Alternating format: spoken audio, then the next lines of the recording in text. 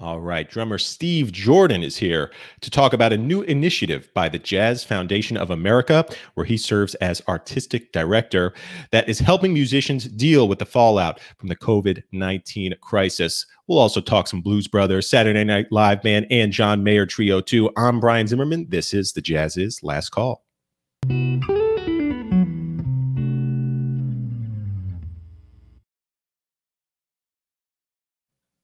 Okay, and once again, before we get into today's episode, wanted to just let you know about an ECM album that I think you will really like. This one is by guitarist John Scofield, who, by the way, is no stranger to Steve Jordan. They have certainly played together.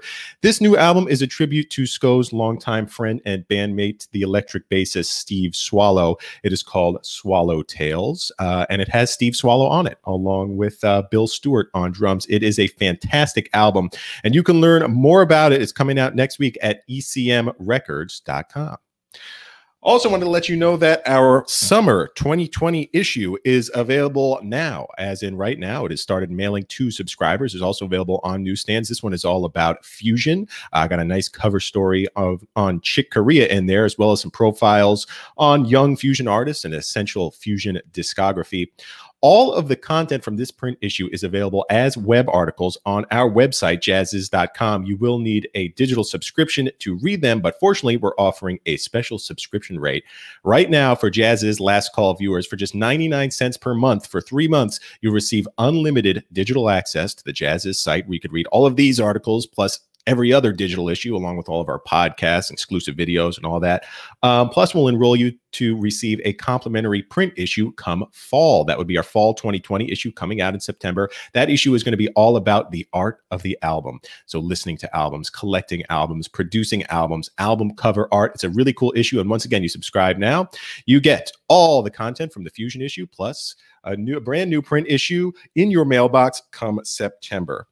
All right, like I said, my guest today is drummer Steve Jordan, a musician who has played alongside real legends of jazz, rock, pop, and blues. I'm talking Eric Clapton, Keith Richards, John Mayer, Boz Scaggs, Bruce Springsteen, Bob Dylan, Bruno Mars, Sonny Rollins, Donald Fagen. The list goes on and on. He was a member of the Saturday Night Live Band, and as a result, was a de facto member of the Blues Brothers Band. And he is currently the artistic director of the Jazz Foundation of America.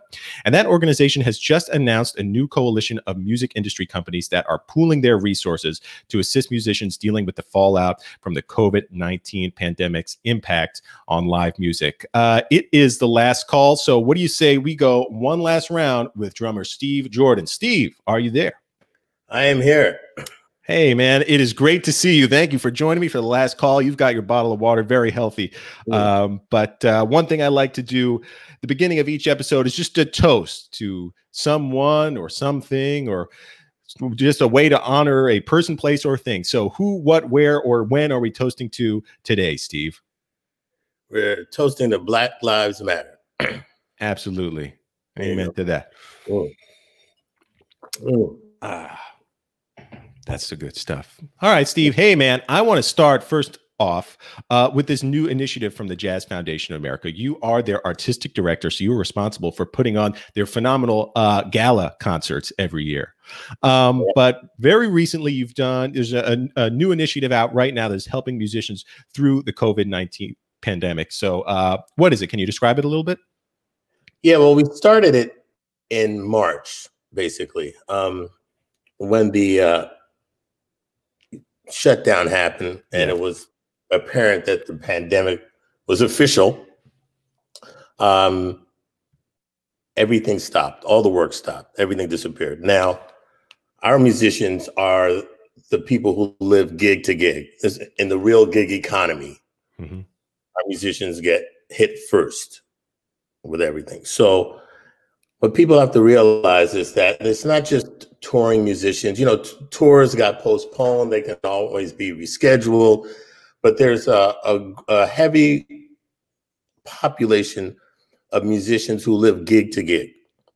All right. So when a club closes, their livelihood is done. Okay. And we're not even sure if these clubs are going to reopen. I mean, you know, it's a really serious situation. just as school kids rely on school lunches and breakfasts, you know, some musicians rely on the dinner that they're going to get at the club that night when they play. You know, it's really like that. So we were pressed into action to try to help all of these people. The caseloads increased, and we started just raising money immediately to get money directly to people.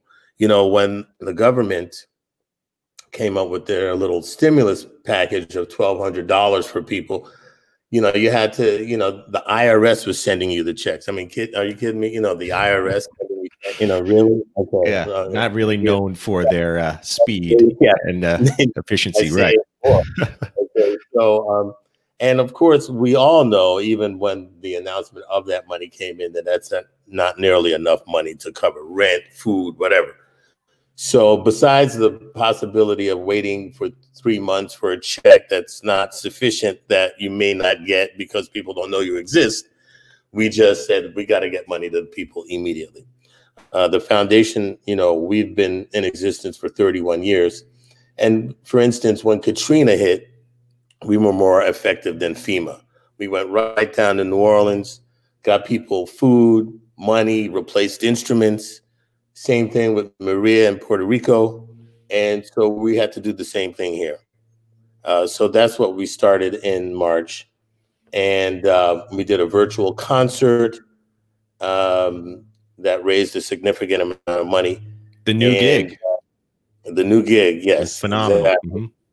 And it was successful, and we're really happy about that, and we really helped. And so now at this new initiative, spearheaded by Denny Stillwell over at Mac Records, he got some record company people together from Concord Jazz and Blue Note and Warner Brothers, and putting a consortium together along with some other online giants, Apple, Amazon, plus, you know, our work with the Herb Alpert Foundation and the Howard Gilman Foundation. And we're trying to raise a lot of money this time, a lot more money than we raised on the new gig, even though we got into 6 figures on the new gig, but we want to we really want to step it up and get into that 7-figure thing. So we started out, we've raised $1 million so far. And, but that's just a drop in the bucket. We gotta do a lot more. And we see now how corporations can really kick up the money, as we've seen with all the donations being made recently over this latest pandemic, which is actually the oldest pandemic we've had in this country. So true. You know, we've had this one for 3 months, 3 months, but we've had this one, the current one, for 401 years. So right. We're starting to make some progress, but we need to do a lot more. I hear you. Yeah, no, and it's you mentioned some major players there in Mac Avenue Records and Blue Note, Concord. And what I read was at the end of it, there also may be a benefit album as a result of this initiative. Is that true? That is correct. And it's going to really consist of unreleased material. Cool. And so that's very exciting. I don't want to disclose all the artists now, but it's all these labels working together, which is rare. It's kind of like when the networks do a simulcast, you know, right? Like saw a month or so ago with right. the Global Citizens and what Lady Gaga did. So NBC, ABC, CBS coming together. So this is the same thing here on the record side. So hopefully we'll get that done soon and get that record out to the people and raise some more money that way. But there are a variety of ways to raise money, and we're trying to explore and exercise all of them. Yeah, totally. And we should mention that the new gig, so this was an online virtual gala concert that the Jazz Foundation of America put on, consisting of new performances recorded at artists' homes and archive stuff from previous Jazz Foundation of America gala concerts. It's still up right now. You can watch it on the JFA website, and you can still donate, correct? That is correct. Yeah. And so please do. Yes, Just go absolutely. to www.jazzfoundation.org and hit the link. And it's only going to be up for a couple more days. So please jump on it. That's right. I think and Steve Jordan put it together as artistic director, so you know it's a jam. It was hosted by Keegan-Michael Key, who I know you've had a lot of celebrity hosts, Michael Imperioli, who we've had on the show, you know, Bruce Willis, these celebrities that love jazz. I didn't know Keegan-Michael Key was a jazz fan. Yeah, you'll be surprised how many jazz fans there are out there. I really love the fact that Michael Imperioli is a jazz fan and that loves Miles Davis. That I just love, you know, because and Mike's just a great cat. Yeah. But yeah, I mean, Keegan, he's totally into it. You know, I did the Mark Maron show a year or so ago, 2 years ago, whatever. And he had just become a jazz fan, you know. Mark Maron, he was trying to get into it. Yeah. You'll be surprised, you know, how many people get. Yeah, no, I remember I saw, I think a tweet from Mark Maron. He like tweeted out a Lee Morgan album, Sidewinder or something. He was like, "Hey, you guys ever heard of this Lee Morgan cat?" It was like, you know, so it was cool, to see him getting into jazz. To him on the show or something, because Lee Morgan, you know, this is really wild, but when I was going to, right before I entered Fiorello H. LaGuardia High School, which is of music and art in New York City, it used to be located on 135th Street and Convent Avenue. Okay. In Harlem, right in the middle of City College. Okay. And it was actually like being on a college campus because we were surrounded by City College. And our school, you obviously had to audition to get in. So it was a specialized school and had a specialized curriculum. And it was just like being in college, basically. Mm-hmm. And so my grandmother lived in Harlem at the time. And she was on 156th Street and St. Nicholas Avenue.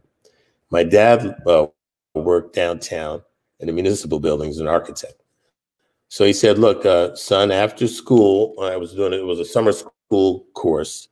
I was meeting my potential jazz instructor." Okay, so there was an opening. The jazz band conductor was looking for a drummer, and there was an opening.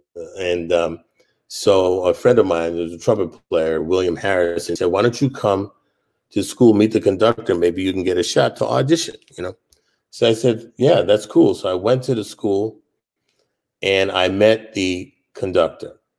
And I'd never seen anybody who looked like him before. He was this, he had these kind of octagon glasses and big, bright, crisp white shirt and these bell-bottom kind of jeans that were blue with bold white stripes, kind of high watered with these brown floor shine Chelsea boots, and they were sunglasses. And I was like, "Wow, this is a teacher. This is incredible. This is wow. What a you know.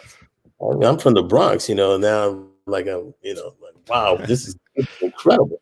So I go, I meet the guy, and it's really wild. And you know, I look to try to get an audition at a certain point following week. Anyway, I go to my grandmother's house afterwards, and he says, "Okay, look, my dad gets to my grandma's house, and he takes me around the corner because Jazzmobile was having a concert that night with the Dizzy Gillespie Big Band." And that's why I was meeting him there at my grandma's house. So we get over there, and I go to the flatbed, it was a flatbed truck, and I walk down to the front. I always got to go down to the front of the stage and see what's happening right up there, see what's going on. And I see the drummer. I'd never seen anybody play Fives drums before, made famous by Billy Cobham, but at the like Fives drums. Mickey Roker was playing the drums, rather. Okay. Great Mickey Roker. Yeah. Right. And he's playing, and I'd never heard anybody play like this. Is incredible. But I look up into the trumpet section, and I say to my dad, "Dad, that's my instructor. That's the guy I met this afternoon." And he says, "Really?" And it was Lee Morgan. Wow, man. That is wild. Freaking Lee Morgan. Freaking Lee Morgan was the band director. Oh, Yeah. that 70s Lee look, man, with those big glasses, the bell bottoms, that was sharp, man. That was far out. Of course, you know, a couple of weeks later, he was gone. Yeah, wow. Yeah, so sad what happened to him. I met Lee Morgan before his tragic end, but it's something that's always stuck with me. And of course, one of my mentors is the late great Bob Cranshaw, who played bass, Sidewinders. Yeah, Sidewinders, that famous bass line. Doom, doom, doom, doom. World to me. Me too. The groove that Billy Higgins and Bob Cranshaw laid down on that. And the story about that, of course, is they had cut the record. They're about Rudy Van Gelders. Right. They cut the record. The whole record is complete. They need one more tune. And Lee says, "Okay, I got to take a break," and he disappears. He goes into the bathroom, and you know, he's in there a couple minutes. And 10 minutes goes by, 20 minutes. People start getting a little worried because he had been cool. Everything was cool, and now people start, you know, your imagination starts to run away with you, and you think, "Oh no, what's going on?" Anyway, out of about 35, 40 minutes later, he comes out with the tune Sidewinder. Wow. It is timeless, man. The groove and Lee's playing. That was the first trumpet solo I ever transcribed. I'm a trumpet player. And his solo on Sidewinder was the first one I ever transcribed. That changed the whole way I thought about trumpet, man. Because before that, my dad was a trumpet player too. He was listening to a lot of Maynard Ferguson, Stan Kenton stuff. So that's what I was used to, big band, brassy. And then when I first heard Lee, it was like, it changed my whole universe, man. And he became him, Clifford, two of my favorite cats. Yeah. Yeah. My dad, who is not a musician, but influenced me a lot about how I listen and what I listen to, because there was always music in the house. He was a huge Clifford Brown fan. Love Clifford. And yeah. When Clifford died, he had to find a new person to align with, and it became Miles Davis. So I grew up listening to Miles Davis. I have Miles Davis in one ear, the Beatles in the other ear. I love that, man. James Brown over here, Motown over here, So, that's how I grew up listening to Miles. And of course, the first album I really got into was 7 Steps to Heaven, and listening to Tony Williams at the age of 17. And that became the bar for me. By that age, I got to be doing something. I got to do something because he's the man, and that was it. So he set the tone. Beautiful, man. Yeah, I mean, talk about energy. Lee had energy. Tony Williams, just like never ending, man. Just an absolute thrill to listen to. So you kind of did, Tony was 17 when he joined Miles' group. Before Saturday Night Live, which we will get into, you played with Stevie Wonder, yes? Okay, so here's the story about Stevie Wonder. It's been so distorted over the years. But it's very interesting because of your Jazziz cover with Fusion. Yeah.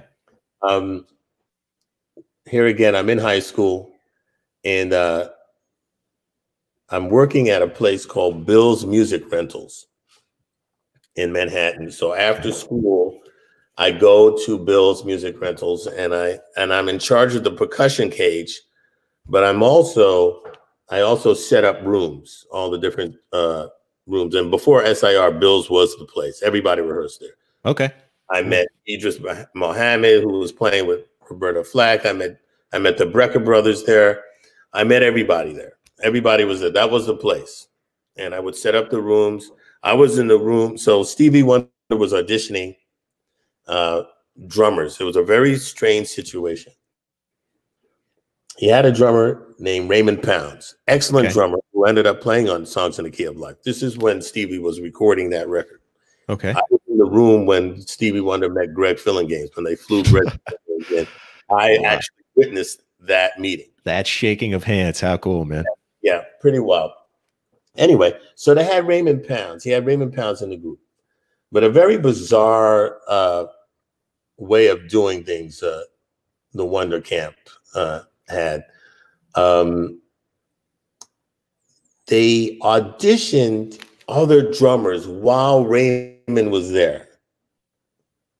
And I guess if they didn't get somebody, then Raymond got to keep his job or something to that effect. And it was a very strange thing. Yeah, that's ruthless. My introduction in the show business. I'm like, wow, is this how it goes? So I met everybody from Tony Thompson, you name it. They were flying people all in from all over. Everybody wanted this job. Well, Bill, who owned the place, wanted me to audition. He tried to get me an audition, but I was actually, I wasn't 18 yet, so I was underage and I couldn't go on the road or anything. So they didn't really want to audition me because I couldn't get the job, whatever. Even though I'm sure if I had parental consent, I could have gone. But at any rate, but I witnessed all of the rehearsals, and I would sit with Raymond actually and talk to him and everything. Sweetheart and a really fine player. And I picked up a couple of things from Raymond. At any rate, at the end of the audition, the 2-week period, which seemed like an eternity for him, I'm sure, and maybe maybe it was 10 days, but whatever. At the end, he kept his job. He was very, very happy. And at the end, they said, okay, well, let the kid play. Let the kid play, and everything. We've auditioned everybody, so let the kid play. So I get on the drums, and I was a real fusion nut at the time. Okay. So Chick Corea's Hem of, the Return to Forever, Hem of the Seventh Galaxy. I mean, I knew that like the back of my head. That was your vibe, yeah. Every lick, everything that Lenny played, everything, I was in it. So it just so happens that Stevie was into it, totally into it. So I get on the drums, he breaks into that, and we play Hymn of the Seventh Galaxy, right? And nobody knew. Michael Cimbello's there, Nathan Watts there, everybody's there. They don't know this music at all. So it's just Stevie and I playing. He can't believe that I know this thing and I'm killing it. We're killing it. And at the end, he was like, well, the auditions are over, but they let me hang out. I became like a mascot. Okay. They let me hang out with them. So they took me into the studio. I watched Stevie Wonder record. I was given the rules and regulations for Wonderlove, the band. I became very good friends with Nathan Watts, who I'm still friends with, who had just gotten a gig on bass. And the very first recording session I ever did in my life was at Electric Lady Studios with a guy named Danny Morales, who actually played tenor saxophone. He had replaced Trevor Lawrence in Wonderlove. Okay. When Trevor Lawrence left Wonderlove, and Danny Morales played, and his horn part is on when Stevie put horns on You Are the Sunshine of My Life. It's Danny Morales and Steve Madeo. Okay. At any rate, so Danny did some demos, and he got Stevie's band. He's got Michael Cimbello, Nathan Watts on bass, Michael Cimbello on guitar, and Carlos Alomar from David Bowie's band on guitar. That was the rhythm section. So that was my very first recording session in Studio B at Electric Lady. That's beautiful. So that's where the Stevie Wonder confusion comes in. But I was in the studio with him. I actually got I'll count it, man. Yeah, that counts. You played with Stevie. And that dude knows his drummers too, because he plays some mean drums as well. He watched him play drums. I got to witness him play drums in the studio. It was incredible. And I knew right then what I wanted to do in my life from watching him. I fell in love with the whole process. I used to say to my parents, I don't think he's blind, because he's just, the practical jokes that he would play on people and everything.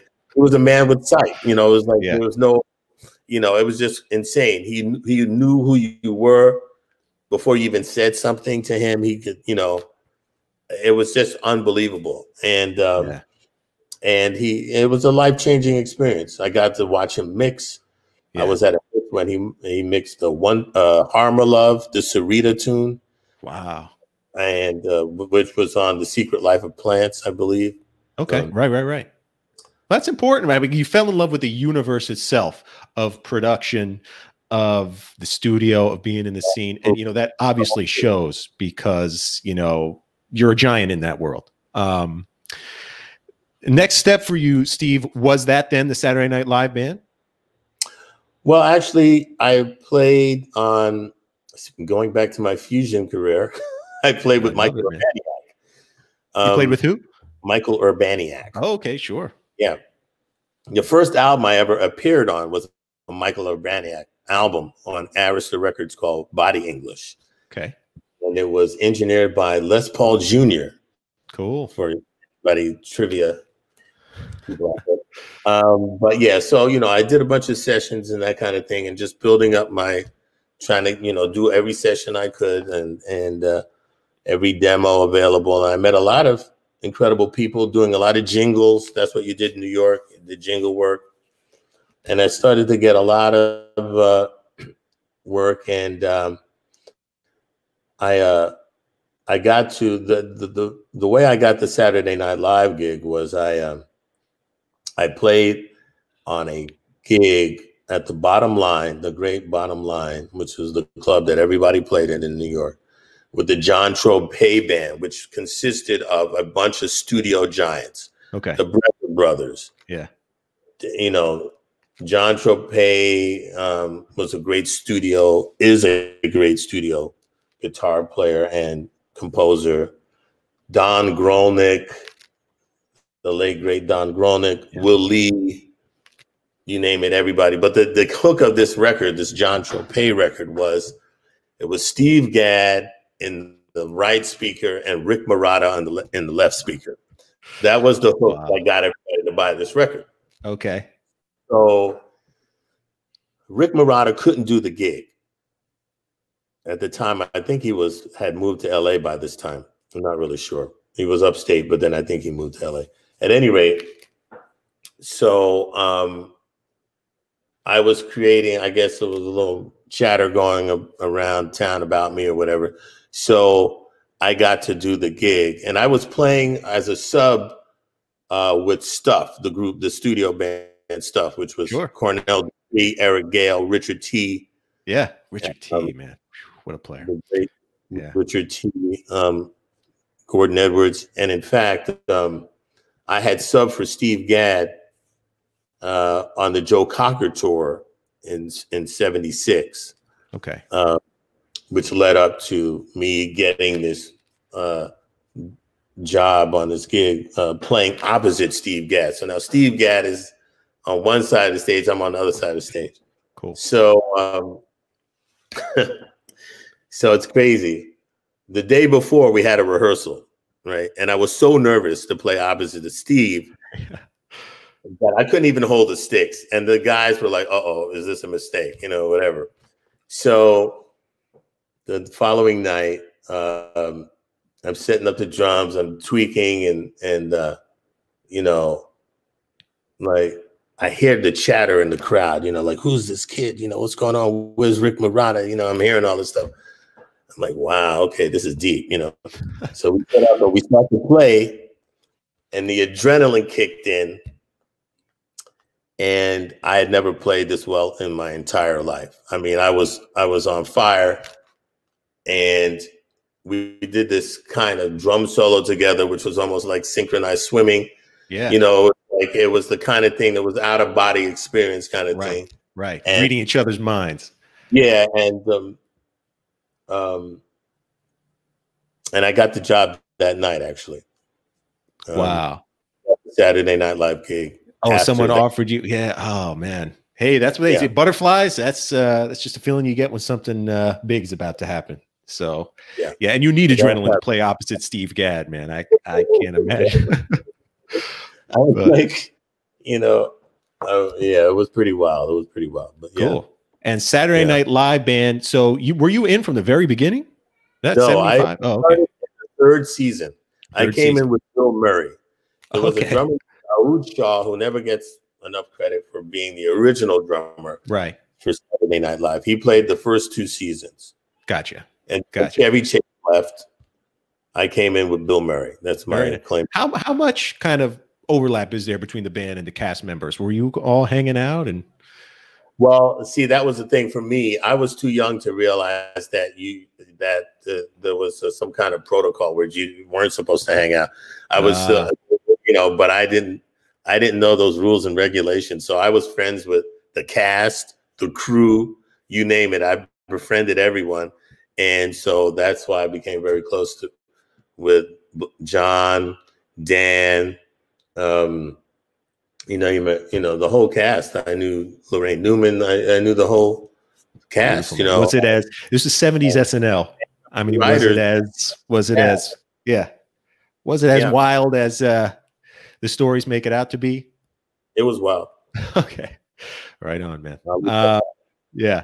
So take me to this moment where John Belushi and Dan Aykroyd pitched this idea for the Blues Brothers. Were you there for that? Because you played that first Blues Brothers performance, right? Yeah. Well, they had kind of stumbled on it with the Killer Bees kind of routine that they had done. I guess in the second season. And that was the kind of prototype for the Blues Brothers. And I believe Howard Shore, the musical director, had a lot to do with it. If I'm correct, I believe that's the story.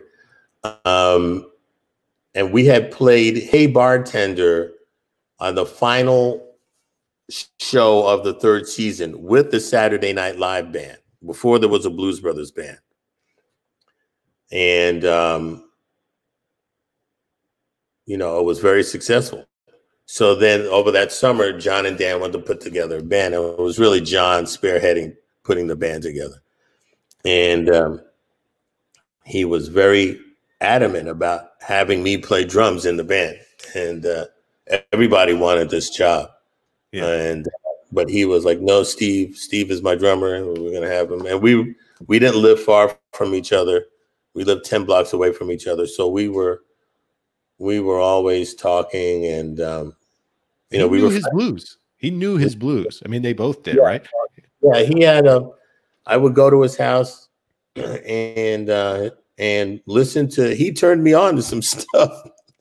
He actually turned me on to some music that I did not know. I wasn't as in. You broke up there a little bit, Steve. I wasn't as knowledgeable about Chicago blues before the Blues Brothers, and so I expanded my knowledge about Willie Dixon and Fred Elo and, those, Hubert Sumlin, everybody like that, from hanging out with John. Yeah. He broke up a little bit, but it sounded like he would turn you on to some of the Chicago blues guys because he's coming from Chicago. Yes, exactly. Yeah. So, it was a nightly adventure to go over to his place and listen to some music that I hadn't heard.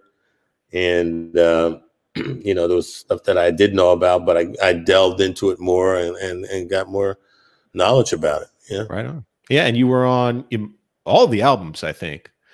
I did the first album, Briefcase Full of Blues. Briefcase Full of Blues, right? I played on one track on the soundtrack. I did not do the movie. Yeah, didn't have to. Was that just also like an age thing? You were too young, or no? What was happening was I was in a band called the 24th Street Band. Okay. With Woody, Hiram Bullock, and Clifford Carter. Okay. We were offered our first Japanese tour. And so this tour was scheduled way in advance. And when we recorded, when the Blues Brothers recorded Briefcase Full of Blues, we did it in the summer. We released it. In 7 weeks, it went to #1. We had a #1 record, which is the reason why we played the first show of the 4th season. Okay. So, it was crazy. It was, or the second show of the 4th season. Right. Yeah, the second show of the 4th season. That's what we played. But the contract, the actual film contract was signed way before the record deal was made. But it takes a long time to make a movie. Yes. So I have the original script. It's completely different than the actual movie that was made. But better, funnier, in your opinion? Yeah. You like the script better, or? Absolutely. Yeah, the script. And Dan Aykroyd wrote the script, and he's brilliant, you know. Oh, so it was hilarious, more yes. clever than what it turned out to be. But my argument was, we had a #1 record. Why didn't we depict the band playing live more, actually playing, than this miming thing that is so obvious and kind of demeans the actual band and the movie. You know, it doesn't really bring gravitas to the actual level of musicianship in the band. Right. So I wasn't crazy about that. And so we had this tour, the 24th Street Band, and we were booked to do this thing. And it was, and that's, you know, I'm in a real band. I want to do this tour.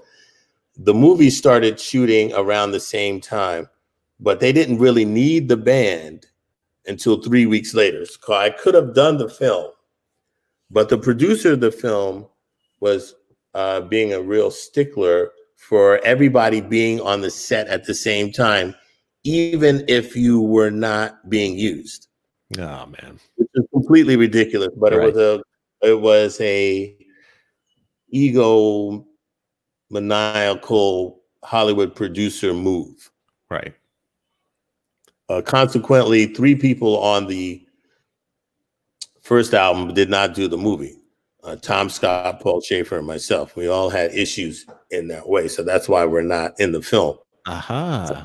And then we rejoined the band afterwards because, you know, for obvious reasons, the band, the original band thing. So then we came back. So then we were on the album. Then we did the tour after the movie called Made in America.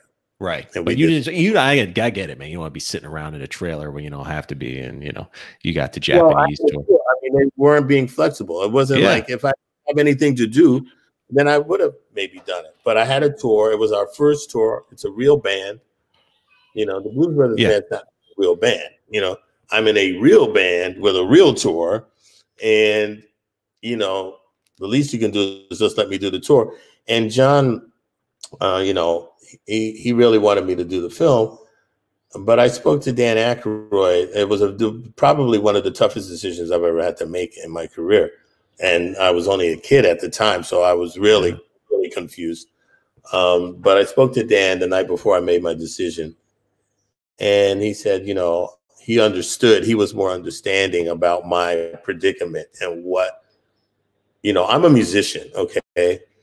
And I'm glad I did that tour because it opened up a wonderful relationship with the country of Japan and Japanese music fans, which I love to this day. You know, my band, The Verbs, that I have with my wife, Megan Voss, from the Antoinettes, we're going to tour Japan this December. So I have a long history with the Japanese public that started then, and I'm glad it was a decision that I don't regret making. It was one of the best decisions I've ever made. There you go, man. Yeah, I mean, your career has been nothing short of extraordinary, man. So, yeah, I'd say that was a good call. Another, you know, career milestone in a lot of people's eyes is your work with Keith Richards. Right. For the solo stuff that he did and with the X-Pensive Winos, his solo group. I understand your meeting had something to do with Chuck Berry. Chuck Berry factored into the meeting between you and Keith Richards. Is that true? No, but I had met Keith actually briefly in in the late 70s when I was doing Saturday Night Live. That's when Charlie Watts and I became acquainted with one another. Gotcha. There was a lot of security around the Stones. It was the first show of the 4th season. I was still in the Saturday Night Live band. And everybody was milling around the Stones, blah, blah, blah. And the Yankees were playing the Royals in the American League playoffs. And that was the most important thing in the world to me. So I wasn't really interested in hanging around and getting to meet the Stones. But I met Charlie, and Charlie wanted to hang out. So I took Charlie to the band's dressing room, which was called the Departure Lounge. And we watched the American League series. You know, I don't know which game it was. I can't remember which game it was. I'm not sure if it was the Chambliss hit and they scored or whatever. I'm not really sure, but I think it was. But anyway, so I'm watching baseball. We're the only two people in the dressing room, and Charlie says, "Well, it's kind of like a combination of cricket and rounders, isn't it?" And I said, well, I don't know what rounders is, but if you know about the game rounders, it is a combination. Yeah, it's like a British version of baseball. Yeah. So that's when I met Charlie, and I got all their autographs and everything. Blah blah blah. Cut to a couple years later, Keith and Patty visit John, Dan, and I at the Blues Bar in Lower Manhattan, and he comes in and he's listening to Made in America, which is the third Blues Brothers album, and he listens to, and Dan is very proud of the record, and he's playing it, and he's calling it a demo. This is the new demo, you know. It's not a demo. It's a demo. Right. Anyway, are we not men? We are demo. All right. So he's playing the thing. He's very proud of it. It's on the jukebox and everything. And Keith's only comment is, "Sounds like a jazz drummer to me." Now, you have to look at that comment from a lot of angles. Right. First of all, Charlie Watts, all he wanted to be was a jazz drummer. That's right. He loves, you name it, Elvin Jones, Max Roach, yeah, you name it. So that's the basis of Charlie's playing. But he was trying to say that my playing was a little bit too busy. It was more, like jazzy, kind of thing, as opposed to a more primitive approach to blues, like, Earl Phillips, right, or what Fred Bilo did, which was a combination of jazz and blues. To me, Fred Bilo and Earl Palmer really invented really great blues drumming. Okay. So at any rate, so we have that. So he was actually trying to make a little dig at me on our real first meeting. A little too fancy. Yeah. So that's how we started, kind of like an antagonistic kind of ribbing each other. Yeah. Yeah. So then, cut to 1985. I am in Paris with Mark Egan, and we're playing on an Arcadia record, which is a band. It's a Duran Duran spin-off band, basically, with Simon Le Bon and Nick Rhodes. Okay. And they fly Mark and I over. Alex Sadkin, the late Alex Sadkin, was the producer on the record. And we're over there in Paris. They fly us over to Paris to make this record with this crew. And it was pretty incredible being in Paris, recording with Alex, working with this, on this music. Some of it was really cool. But you know how road crews are. They all know who's in town and what's what and whatever. So the Stones were recording at Pathé Marconi, EMI Pathé Marconi. So we had a night off, and with the Stones, one of the Duran crew guys was talking to the Stone crew guys, and I got a message to let Charlie know that I was in town, and it would be great to see him, at some point. So Charlie invites me to the studio, and it's a full moon in Paris, and it's kind of cold, but I'm gonna go hang out with Charlie Watts. It's gonna be incredible, right? So I take a cab to this address. I don't speak any French. Right. Cab driver drives me into the suburbs of Paris, whatever. Drops me off in the middle of this residential street. The call boxes are broken. I don't speak any French. Now I'm kind of concerned that I may be arrested for loitering in some neighborhood. What am I doing in this, So it's getting a little tense. So now I have to break out some serious kind of forensic thinking. And so I start to listen, and I think I hear some music. So I start to follow this thing, and I go down this one street, down an alley and everything like that. And I end up, and then all of a sudden I look up and it's EMI Pathé Marconi. And I walk up to the doors, these gigantic glass doors, and I hear the Rolling Stones.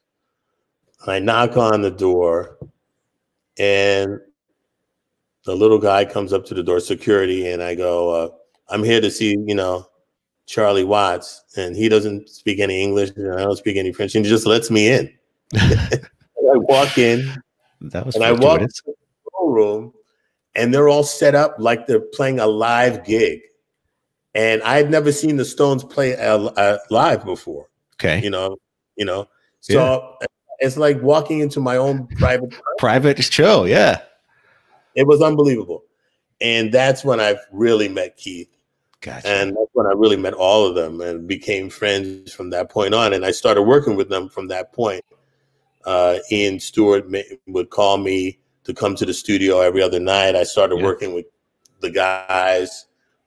From that point on, I actually played on some stuff with Charlie. Charlie wanted me to play. I said I wouldn't play, but I would play percussion, do some singing and everything. And that's when the relationship started. So it started. Yeah. That night with your own private show. You did a ton for them, even in terms of songwriting, not only drumming, percussion, producing. You were involved in writing some tunes, yes? Absolutely, yeah. I got 2 songs,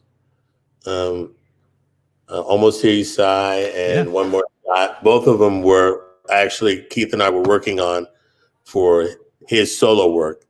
And Almost Here You Sigh was the first tune that didn't make Talk Is Cheap. So he said, do you mind if I bring it to the Stones? Because they were starting to record Steel Wheels. So I said, sure, are you kidding? And then Mick heard it and liked it. And then they rewrote the bridge. We didn't have a really good bridge in our version of Talk Is Cheap, but that's why I didn't really make the final cut on the record. We weren't really sold on. We knew that the meat and potatoes of the song was there. Do you write the lyrics too? No, actually, the lyrics were rewritten. Right. Once Mick got a hold of it, then he wanted to put his stamp on it, understandably so. So he did a rewrite there, and and he and Keith did the bridge. I'm not really sure how much Woody actually may have contributed to the bridge. I'm not really sure. But yeah. Heavily involved, man. That's a beautiful relationship. It's a great album. You've worked with a ton of great songwriters. We'll kind of wrap the conversation part of this interview with, one of my favorite contemporary songwriters, that being John Mayer. You're a member of the John Mayer Trio. Continuum, that album, I think it was the second album you did with him. This track for track, almost a perfect album. Just absolutely. All right, it is. Yeah, no, there's not a bad track on that album, man. Continuum. How did you and John meet? Because I understand that was also kind of an accidental meeting. He was working on his second album, or his second album on a major, Heavier Things. And toward the end of that record, I got a call to come in and play on a track. And that's when I first met him. And I was very, I had first seen him on the Grammys with James Taylor. He was like introduced as the new James Taylor. And, I'd worked with James Taylor, and I'd known James Taylor for a very, very long time. So that's a very lofty title. At any rate, when I walked into the studio, I expected to see a lot of acoustic guitars and stuff, and I saw a lot of Stratocasters. Yeah, and that's when he was really determined to break into a heavier mode, as the title of his record says. And so we did the one track, and it was cool. And then he called me back to do another track. And that was a lot of fun. And then we stayed in touch. We ended up working on several solo things, you know, like I had I asked him to play on the John Scofield Charles tribute record. Right. We did a thing for Route 66. We did a version of Route 66 for the animated film Cars for Pixar. Okay. I did a record for Columbia called it was a Sly and the Family Stone tribute record called Different Strokes for Different Folks. And we had the original tracks, and then we added some people. That's cool. And added some elements, and we had a lot of people from D'Angelo to Buddy Guy, and I heard that Buddy Guy, I heard that John liked Buddy Guy, and of course, right. So I was trying to work on that collaboration there. I was producing Buddy Guy, you know, so all that kind of stuff. So we just started trying, you know, doing one-offs, and then we started working closer together, and then we did this thing for Herbie Hancock, Possibilities record, and we did the second track for the record called Stitched Up. And that was another situation where we put a band together for John and Herbie, you know. Right. Yeah, no, John, like you say, they I think they may have tried to set him up as the next, you know, James Taylor, kind of this singer-songwriter vein, but another student of the blues, went to Berkeley, you know, and really studied this stuff. I mean, you know, that doesn't discount his talent as a songwriter. I mean, he's a phenomenal songwriter, but as a player, he's got chops as well. Oh, absolutely. He's got a lot of facility and to say the least, and but he's a brilliant songwriter. There's no question about that. And totally. his playing comes off of his songwriting. That's True. why, you know, it's in service of the song. Yeah, very much so. Absolutely. Yeah. As Robert Cray, you know, Robert Cray is a phenomenal player. But when I work with Robert, and I've produced several records over the years for Robert, I always focus on Robert's singing and his songwriting, and then let his phenomenal guitar playing be the third cog, because everybody, you know, it's easy to like have a half-baked song as a vehicle to just play over. But when you sing the way that Robert Cray sings, you know, and you write like the way he writes, that's what you want to showcase. And then icing on the cake is that he's a phenomenal guitar player. Right. And a very unique guitar player. He created a style that when he plays, you go, oh, that's Robert Cray. Right. Yeah. Absolutely, man. And that's how you connect with people, an original voice, man. And yeah, you've played behind many, man. Well, hey, like I said, that wraps our conversation portion. Steve, I just want to thank a sponsor real quick. That would be Blue Sound, an award-winning wireless high-res sound system that lets you play music in any and every room throughout your home. This is one of those systems that you can connect your music library to via their free Blue OS app, and you can control you know, where and when the music plays. It's very simple, and getting the kind of crisp and detailed sound that only an audiophile grade system can deliver, and that every jazz fan deserves, has never been easier. You can learn more at bluesound.com or by visiting our website, jazziz.com, where we've put together a Blue Sound buyer's guide. All right, Steve. So normally at the end of these interviews, we like to do this call and response thing where I'm throwing out questions, and, you know, whoever I'm interviewing is giving me these short answers. But with you, because you've worked with everybody, I mean, everybody, I was hoping I could just toss some names out there. And if you had a particular memory or a story or just something that stood out about working with this musician, we could hear a little bit about it. Is that cool? That sounds good. All right. First up, another blues legend, Eric Clapton. Eric Clapton. We played together off and on for a couple of decades, from back on the Letterman show. Yeah, right. As a one-off, just sat in with the band, and then we would go jam afterwards. And then in 2007, I finally had enough time and schedules aligned where I could actually tour the world with Eric, and it was very special. And I had a wonderful time. It was a great band. And then I played again with him in 2013 on another tour. And, you know, some of my most memorable moments with him, obviously, with the Crossroads festivals and the 12-12-12 show, which is we played as a trio, Willie Weeks, Eric, and myself at Madison Square Garden. Wow. And that was a pretty special event. Very cool. All right. How about the boss, Bruce Springsteen? Well, Bruce and Patty and I have been friends for a very long time. And I always get a kick out of working with Bruce. He's so into it, you know. I mean, he's you know, like he puts everything into the music, you know. So that, you know, you're getting, you know, whether he's playing acoustic guitar with you, tracking or bass or whatever he's doing, it's total Bruce. You know? Whole body, sweating. Whole body. Yeah. And working on Devils and Dust with him was pretty special. Very cool. All right. How about the Queen, Aretha Franklin? Oh, Aretha.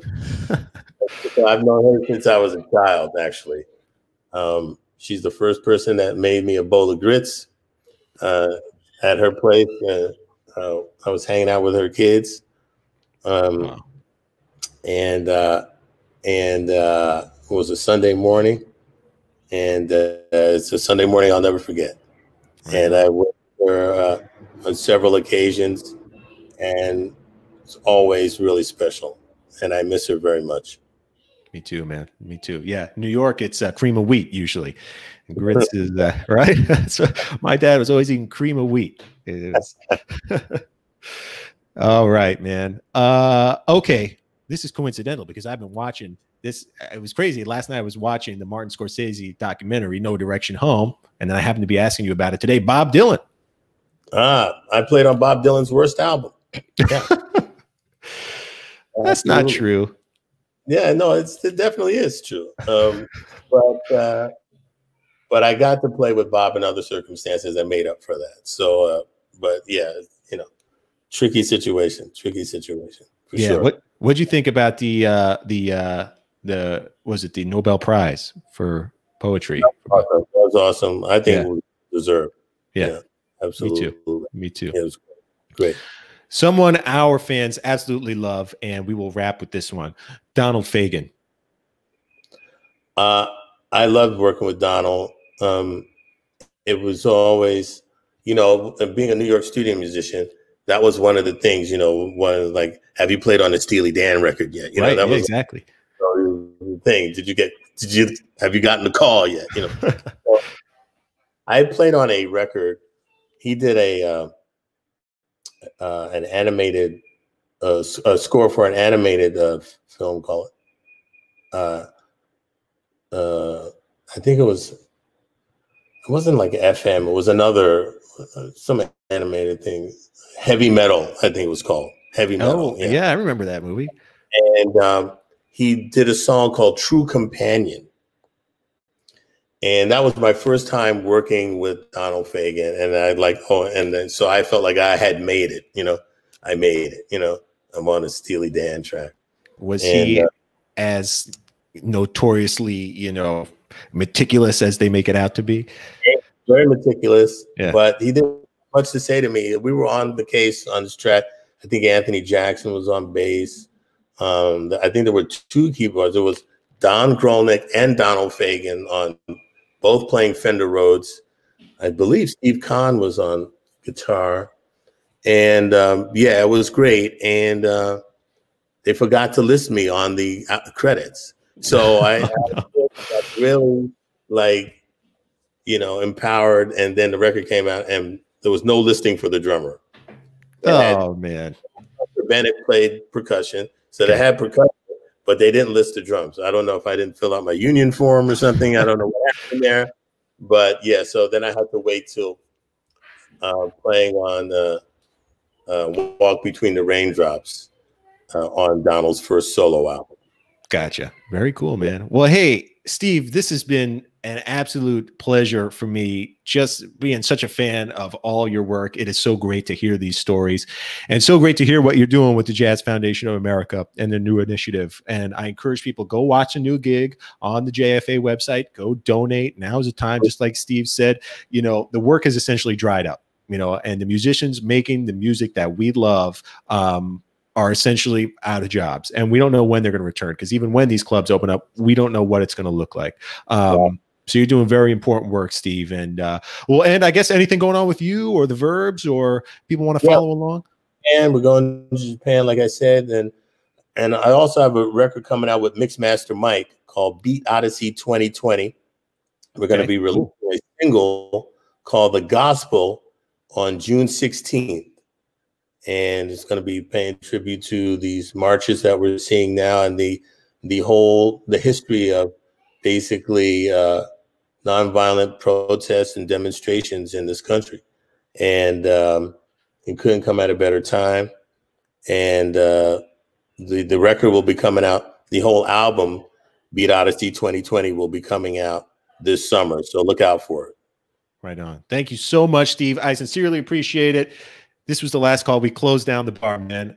I will see you backstage. Cheers to you, sir. I will see you backstage. I'm going to wrap up with everybody watching. Thank you so much, Steve Jordan. Yeah. Wow. The incredible Steve Jordan. What a show. Just so great to hear those stories. And yeah, like I mentioned, the work that Steve and everyone at the Jazz Foundation of America is doing is essential right now for the musicians we love. So if you can, visit the site, please donate. It goes toward an amazing cause. Thank you to Steve for joining me today. And thank you to all of you watching. I'll go out on a limb and say, hey, Down in the Groove was not Bob Dylan's worst album.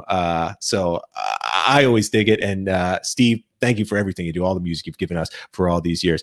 Cheers to you, everyone. See you later.